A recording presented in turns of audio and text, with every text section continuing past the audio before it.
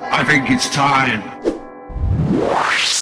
Yes, it's time to bring history back to life. Cool, it's amazing. Creamer Cats TV. Do you like collecting? Then please subscribe to my channel and please click on the like button. Please remember that if you are easily offended by seeing the natural human form, then please step no further.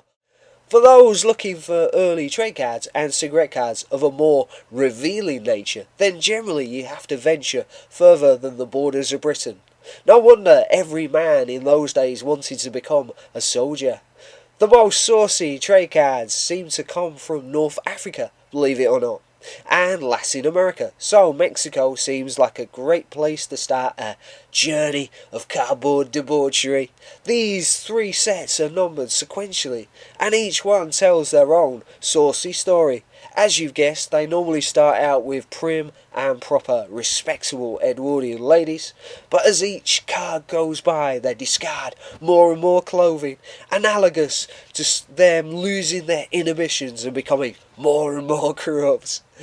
And in those days, they seem to wear an infinite amount of underwear, like a Christmas present or Easter egg, with more packing and wrapping than the gift itself. Don't forget, just showing frilly garments was considered very erotic at that time, let alone the sin of showing human flesh.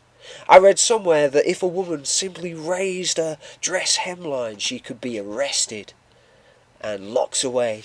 How times have changed so much in such a relatively short space of time. Perhaps the attitudes in those days were similar to some Middle Eastern countries in our present times. It's a bit ironic that some of the sauciest early 20th century cards appear to come from places like Egypt and Algeria. In the same style as these cards, I've saved the most revealing card set for the very end. Well, I didn't want to give too much away at the beginning now. Of course, these cards are extremely tame by today's promiscuous standards, or lack of standards, but they certainly give you an insight into the social attitudes at that time. I hope you enjoyed them, and thanks for watching. Now that you've seen that video, you're just a click away from my many other vids. Vote for your favourite silent movie comedian. And who is the ultimate 1920s flapper?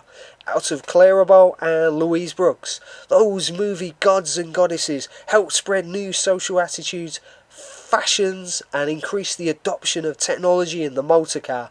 Click on the 3rd image to see some of the greatest roaring 20s icons adorned in the most creative and imaginative fashions of that time. And click on the 4th image to see how 1920s fashions and hairstyles are still worn by fashionistas today.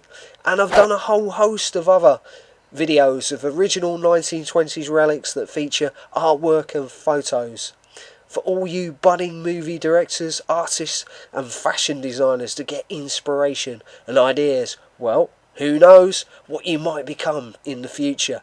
Thanks for watching and rating my videos, and please subscribe to my YouTube channel.